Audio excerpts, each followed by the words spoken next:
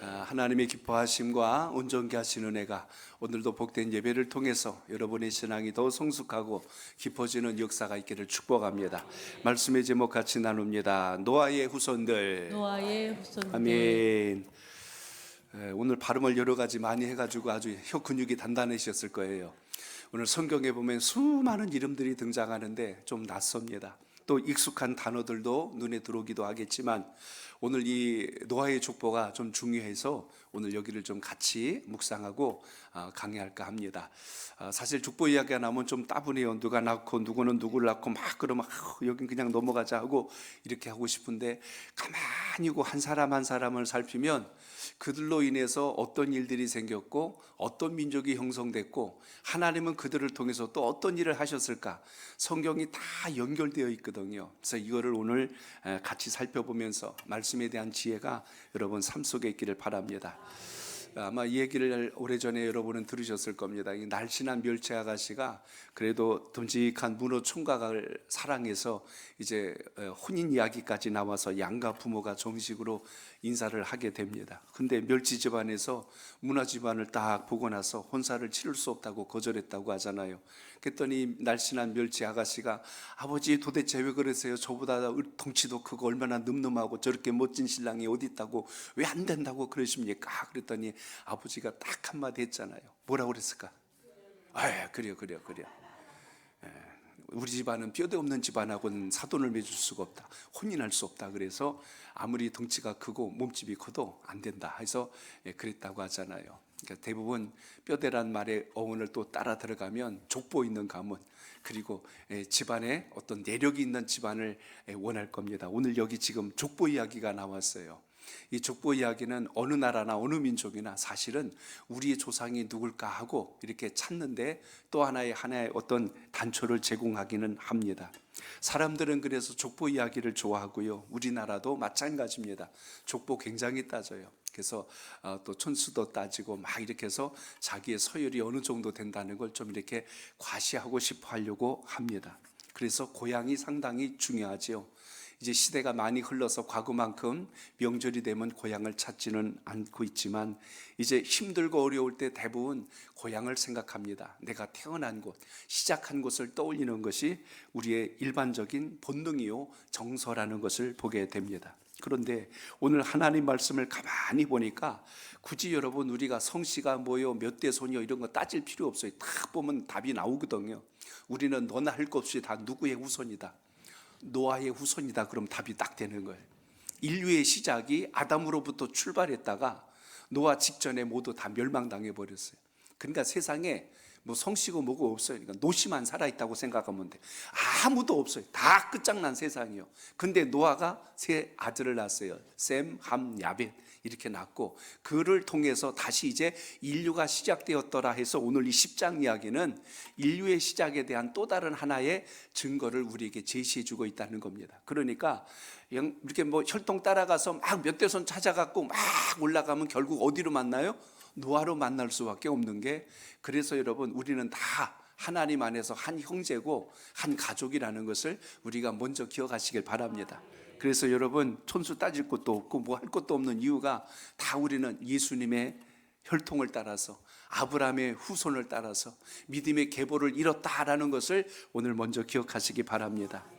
우리가 9장까지 우리가 살펴본 것처럼 홍수라고 하는 거대한 심판 뒤에 이제 세상이 모두 물로 잠기고 이제 아라랏산의 방주가 멈춤으로 이제 방주에서 나온 노아 가족으로 인하여 새로운 세상이 열리게 됩니다. 그래서 이 10장은 이제 어떻게 보면 민족의 계보를 다시 기록해 놓은 정리된 말씀이라고 보면 정확할 겁니다. 단순히 이름만 나열한 것이 아니라 그 이름들을 통해서 하나님이 하시고자 했던 것이 무엇일까를 살피게 되는데요. 이미 9장 지난번 우리가 살핀 것처럼 노아에게 주신 하나님의 명령이 있습니다. 생육하고 번성하여 땅에 충만하라.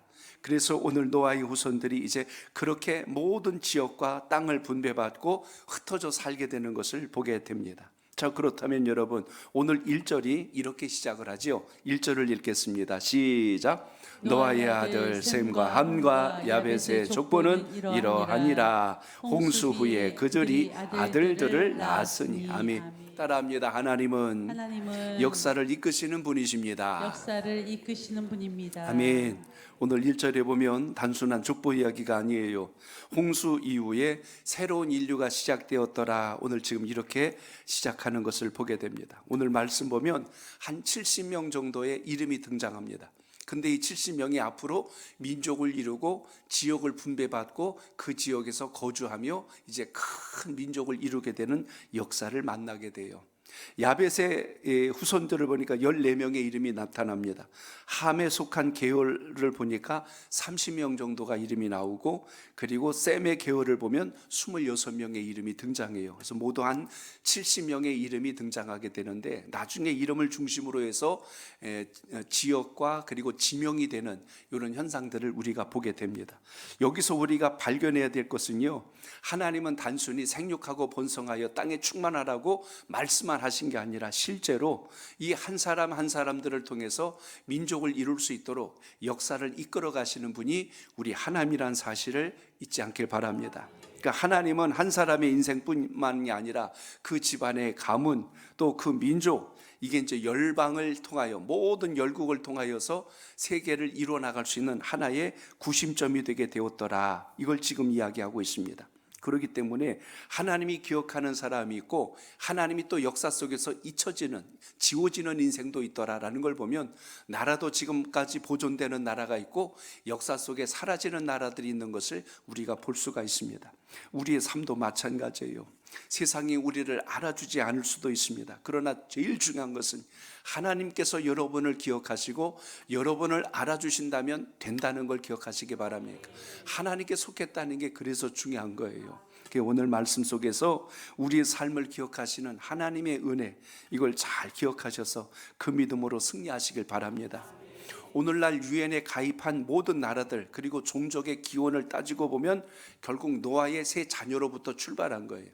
뭐 언어가 지금 다 다릅니다. 문화도 다르고 풍습도 다르고 기후도 다르고 다 그래요. 그런데 결국 그 조상 따라서 계속 올라가 보면 결국 노아의 세 자녀로부터 출발하였다는 것을 우리가 만나게 되죠.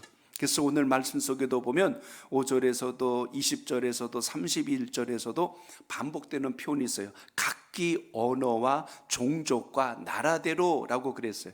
그러니까 언어가 다르고 종족이 다르고 나라가 다르다. 그래서 지금 전 세계 보면 이제 뭐 흑인, 백인, 황인종 뭐 이렇게 해서 인종도 서로 나누고 이렇게 지금 우리가 표현을 하고 있습니다. 서로 다른 게 아니고 출발점은 하나로부터 갔구나 하는 것을 우리가 봐야 됩니다. 인종이 다르고 문화가 다르고 언어가 다르다 할지라도 이 모든 것이 한 줄기에서 나왔다라는 것을 본다면 우리가 여기서 깨달아야 될 영적 교훈 몇 가지가 있어요. 그 중에 하나는요, 우리는 여러분 서로 무시하고 살 것이 아니라, 인종을 차별할 것이 아니라 결국에 가서는 한 줄기에서 시작되었다는 걸 기억하시고 차별 없는 세상을 만들어가는 은혜가 있길 바랍니다. 과거 우리나라가 먹고 살기 힘들 때요, 뭐 지금도 아직도 이 동양인에 대한 선입관과 편견을 가진 서양의 모든 어떤 그런 정서가 아직도 남아있긴 해요. 그러나 우리 대한민국의 위상이 옛날 같지는 않습니다. 상당히 이제 대한민국 그러면 많은 나라들이 기억하고 이제 인정할 만한 그런 민족이 됐잖아요. 그리고 또 동남아에서 우리나라로 이제는 돈을 벌기 위해서 많은 분들이 또 이렇게 찾아오기도 합니다. 그런데 우리가 이 동남아에서 오신 분들을 또 때로는 함부로 대하고 인권을 유린함으로 인해서 욕을 먹는 일들이 종종 생기는 것을 우리가 볼 수가 있습니다. 신앙적 관점에서 본다면 여러분, 우리가 다 같은 뿌리에서 출발한 한 형제라는 사실을 말씀에 근거하여 먼저 기억할 수 있기를 바랍니다. 또 하나는 여러분, 하나님은 어느 특정한 민족만 사랑한 게 아니고 온 인류를 구원하시기 위하여 예수 그리스도 우리 주님을 보내주셨다는 것을 잊지 않길 바랍니다. 하나님도 차별하지 않는 세상을 우리는 자꾸 차별하려고 그래요. 힘이 있으면 조금 약한 나라들 강제로 지배하고 점령하고 정복하려고 하는 인간의 불의와 악이 이렇게 난무하는 걸 보게 됩니다. 러시아와 우크라이나의 전쟁이 아직도 끝이 나지 않아 있고, 미국과 지금 이란 간의 이 전쟁도 지금 이제 조금 주춤하기는 했지만 완벽하게 지금 끝난 것도 아닙니다. 또 주변의 다른 나라들도 또 혹시라도 미국이 또 자기네 나라를 건드릴까 봐 지금 조심하게 하고, 지금 다음 또 쿠바라는 나라가 지금 걱정하고 있어요. 이번엔 우리 차례인 것 같은데 하면서 또 이렇게 걱정하도록. 그래서 이 전쟁이라고 하는 것의 그 중심을 보면 하나님의 뜻이 아닌 인간의 탐욕과 이기적인 어떤 이런 욕망들로 인해서 자국적 이익들로 인하여 일어나는 일들이 많다는 걸 보게 되죠. 그래서 좀 더 우리가 말씀의 깊이를 본다면 사람 차별하면 안 되고요, 하나님의 사랑은 온 인류를 통하여 그 뜻이 담겨 있다는 것을 우리가 기억하면서 오늘 말씀을 우리 마음속에 잘 새길 수 있길 바랍니다. 자, 그렇다면 여러분, 하나님은 어떤 분이세요? 저를 따라합니다. 죄 가운데에서도 하나님의 계획은 이루어집니다. 하나님의 계획은 이루어집니다. 아멘. 불의한 세상을 통하여 하나님은 물론 심판하셨지만 모든 걸 다 없애버리는 것이 아니라 새롭게 다시 시작하시는 것을 보면 하나님의 계획은 우리가 죄 가운데 있을지라도 다시 우리를 긍휼히 여기셔서 살 길을 열어주시고 이끄시는 분이란 걸 기억하시기 바랍니다. 그래서 오늘 본문에 보시면 야벳의 후손들의 이야기가 나오고 함의 후손들이 나와요. 그리고 또 누굽니까? 야벳의 후손 셈, 함, 또 야벳의 후손 셈의 후손, 그리고 함의 후손들을 지금 소개하는데, 야벳의 후손들에 대해서 오늘 여기 2절에서 4절까지 먼저 소개한 장면을 우리가 볼 수가 있습니다. 거기 보면 고멜, 마곡, 또 마다이, 야완, 두발, 메색, 디라스, 좀 생소한 이름들이 쭉 나열되어 있어요. 그냥 간단하게 정리하겠습니다.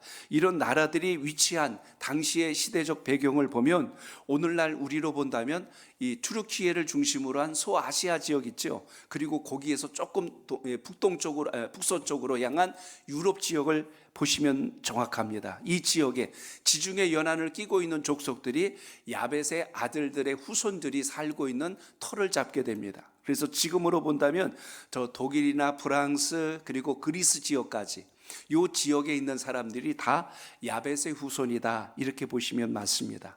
그리고 오늘 여기 쭉 보시면 이들의 후손과 함께 함의 후손들도 지금 소개하고 있습니다.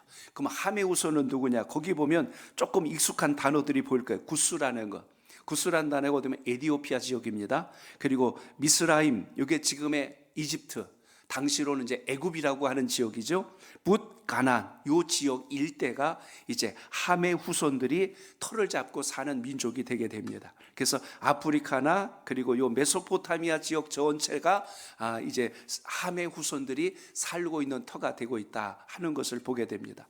그런데 이 함이 우리가 9장에서 본 대로 보자면 아비 하체를 보고 셈과 야벳에게 가서 이야기한 사람이에요. 그랬더니 가나안과 그 자식을 저주하죠. 앞으로 셈과 야벳의 후손들을 섬기게 될 것이다 라고 했는데, 이 아프리카 지역, 이 지역이 지금도 보시는 바와 같이 잘 살지를 못합니다. 그래서 좀 어렵게 살고 좀 누군가의 도움을 받아야 사는 이런 지리적 위치를 차지하고 있는 것을 보면 성경적 의미가 전혀 다르진 않구나 하는 것을 우리가 여기서 염두에 볼 수가 있습니다.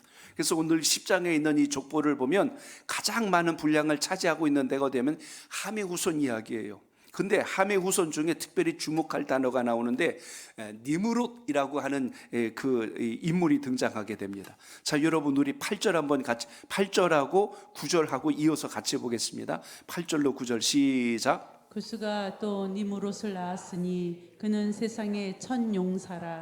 그가 여호와 앞에서 용감한 사냥꾼이 되었으므로 속담에 이르기를 아문은 여호와 앞에 니므롯같이 용감한 사냥꾼이로다 하더라. 아멘.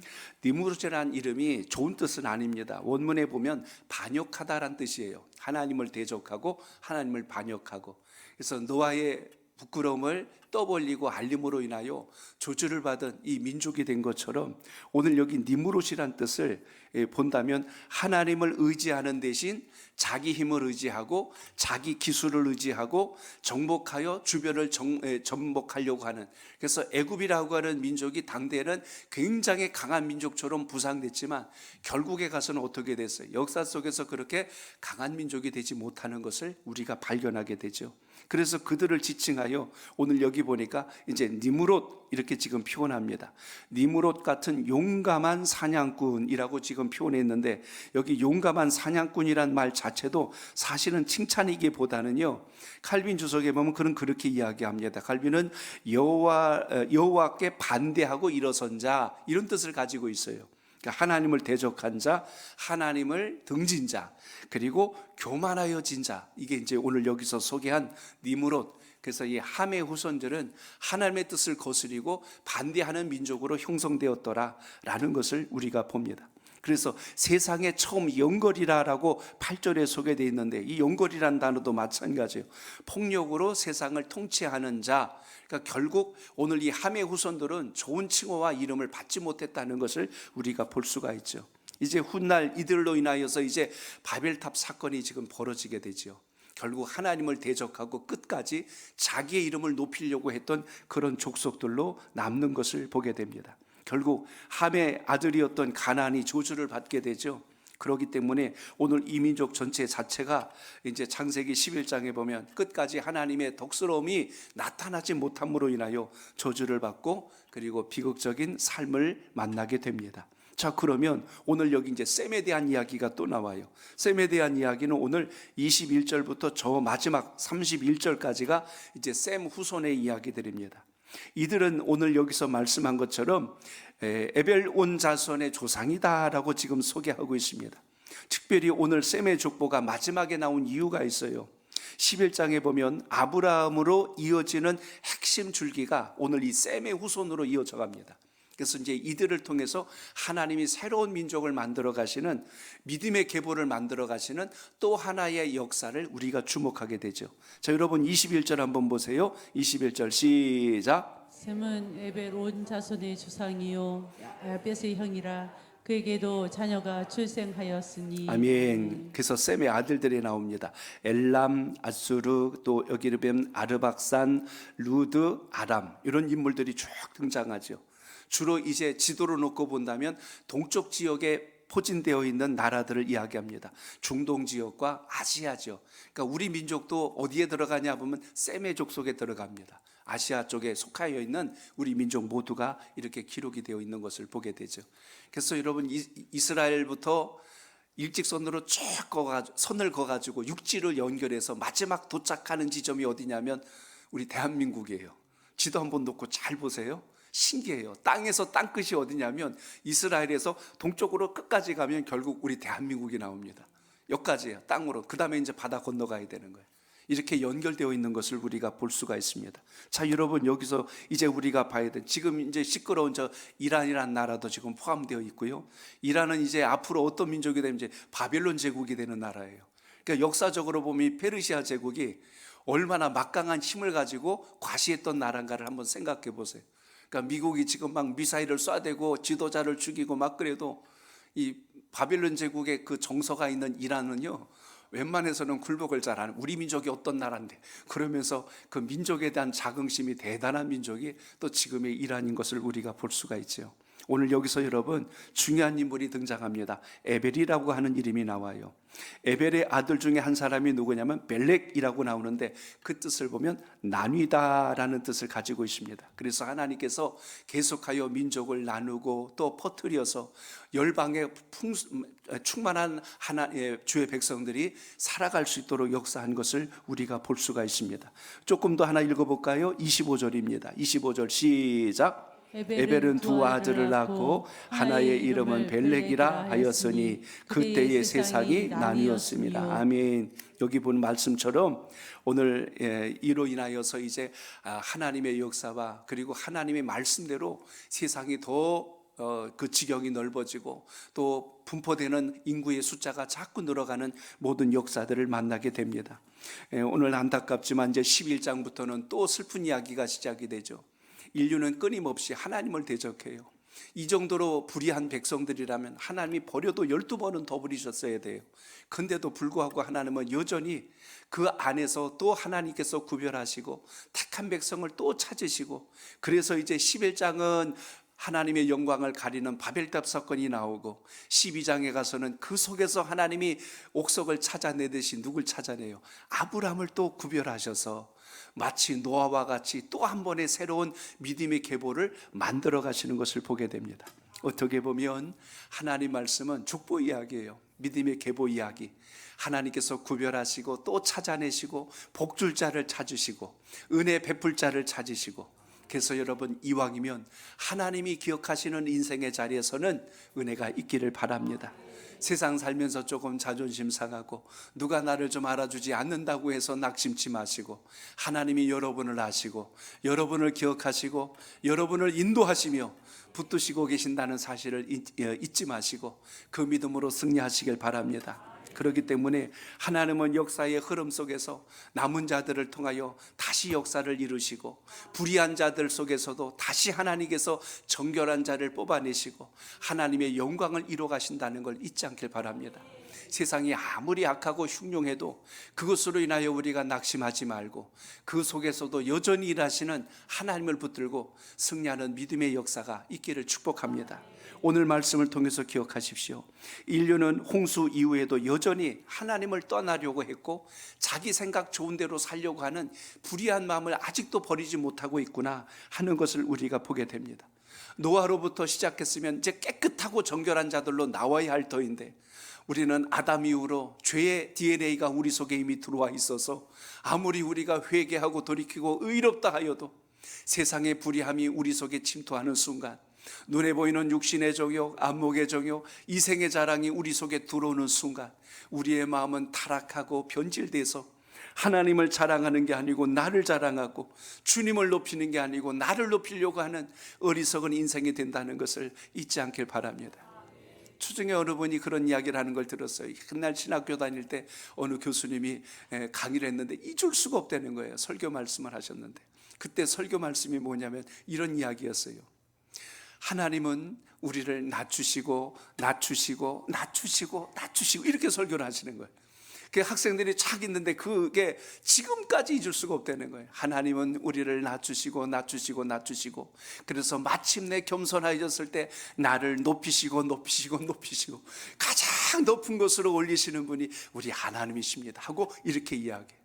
근데 반대로 또 그렇게 하니까, 그런데 우리가 나를 높이고 높이고 높이면 하나님은 우리를 낮추고 낮추고 하니까 강대상 밑으로 쑥 내려가 버렸어요. 이렇게까지 쭉 내리는 거예요. 근데요, 그 설교 말씀, 그 1시간 동안 하신 말씀은 생각이 안 나는데 그게 생각이 난다는 거예요. 그렇게 전했더니 그 교회 청년들이 그걸 청년부 모임에서 그날 같이 그걸 나누더래요. 하나님이 우리를 낮추실 때 말씀에 순종하고 겸손하면 하나님이 우리를 높이시지만, 우리가 스스로 머리를 들고 나를 높이면 하나님이 우리를 낮추신다 하는 것을 가지고 함께 교제를 나누는 걸 봤습니다. 저는 오늘 본문에서 그걸 보는 거예요. 하나님의 백성들이 아무리 은혜를 입었어도 내가 잘났다고 목에 힘주고 빳빳하게 서 있으면 하나님 어떻게 하세요? 다시 우리를 낮추시고, 근데 우리가 주님 말씀 앞에 겸손하고 엎드리고 주의 뜻을 따르면 주님은 우리를 다시 더 존귀하고 보배로운 자로 세우신다는 것을 잊지 않길 바랍니다.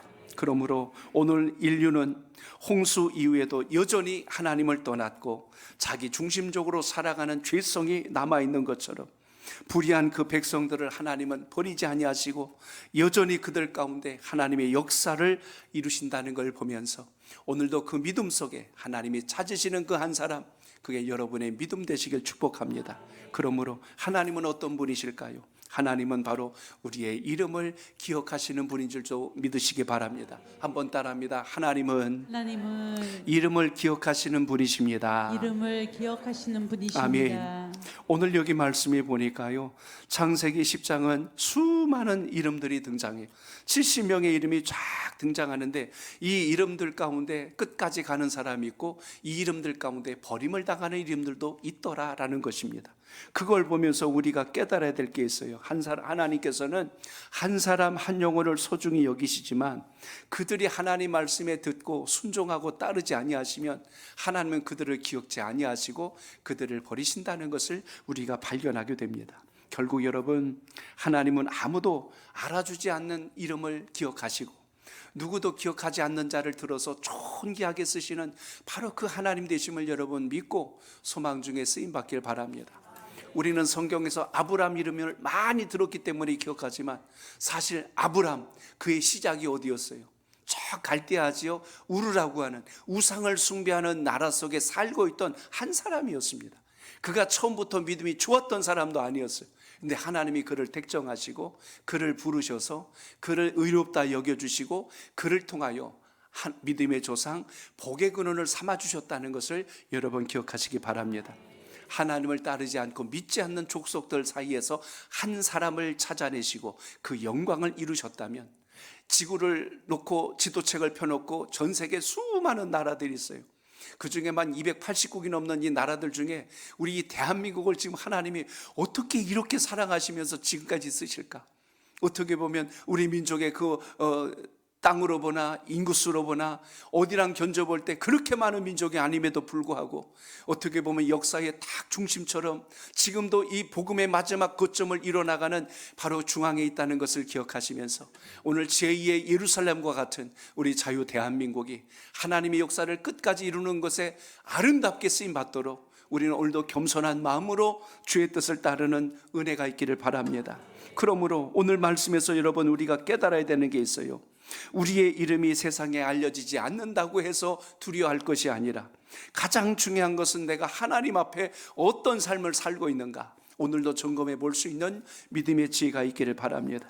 그러므로 하나님은 지금 이 순간에도 우리의 눈물, 우리의 기도, 우리의 헌신을 기억하실 뿐만 아니라 하나님의 나라가 아름답게 세워지는 것에 우리를 사용하시기 위하여 준비하고 계시다는 것을 잊지 마시고 그 복이 여러분과 함께 하시길 주 이름으로 축복합니다. 그러므로 오늘 주님 창세기 10장의 이야기는 과거의 이야기가 아니라 하나의 족보 이야기가 아니라 오늘 노아의 후손들을 통하여 전 세계 인구가 어떻게 분포되고 유럽과 그리고 아시아와 그리고 또 아프리카 지역과 이렇게 모든 인구들이 분포되었는지를 알게 하는 하나의 중심이 되었다는 걸 잊지 마시고 이 믿음 속에서 우리에게 맡겨준 사명, 우리는 셈의 후손으로서 셈 족속의 후손으로서 하나님의 영광을 이루는 믿음의 계보를 잘 이루어 가시기를 주 이름으로 축복합니다.